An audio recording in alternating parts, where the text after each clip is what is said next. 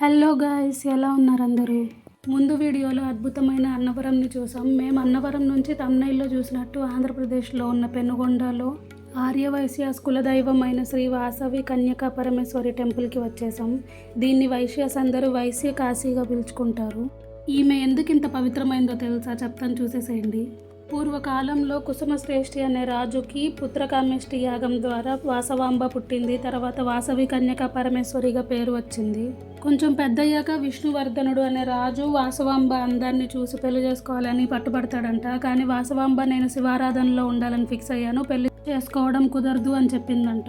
కానీ రాజు ఆ మాట తట్టుకోలేక యుద్ధానికి సిద్ధమయ్యాడు. కానీ వాసవాంబ రక్తపాతం వద్దు, ధర్మం కోసం నేను అగ్నికి అర్పణం అవుతానని చెప్పిందంట. 102 గోత్రాల ప్రజలతో పాటు ఆమె అగ్నికి అర్పణం చేసుకునింది. ఆ క్షణంలో ఆమె తన నిజస్వరూపాన్ని చూపించింది. ఆమె ఆదిపరాశక్తి అవతారమైన శ్రీ వాసవి కన్యకా పరమేశ్వరి దేవి. అది చూసి రాజు క్షమాపణ చెప్పారు. తర్వాత వాసవి తమ్ముడు విరూపాక్షుడు అక్కడ టెంపుల్ని కట్టాలని ఆజ్ఞాపించారు. ఆ టెంపుల్ 7 ఫ్లోర్స్ గోపురంతో కొత్తగా పెనుగొండలో 90 అడుగుల ఎత్తు ఉన్న పెద్ద వాసవి అమ్మవారి విగ్రహం సిల్వర్ కోటింగ్తో కట్టారు. ఆమె వైశ్యాస్కి కులదేవత అయిన ఆదిపరాశక్తి కాబట్టి అందరూ పూజించుకోవచ్చు. ఈ గుడి పక్కనే ఉన్న ఆఫీస్లో అమ్మవారి స్టోరీ షోగా చూపిస్తారు. ఒక 1 ఇయర్ ముందు వేరేగా చూపించేవారంట, ఇప్పుడు ఏదో చూపించాలని చూపిస్తున్నారు. దానికి 10 రూపీస్ టికెట్. పాత గుడిలో శివుడు అమ్మవారు 2 నందులతో పాటు మనకి దర్శనమిస్తారు. కొత్తగా కట్టిన గుడిలో ఈ 90 అడుగుల విగ్రహం ఉండి చిన్న అమ్మవారికి విగ్రహం పూజలు చేస్తారు.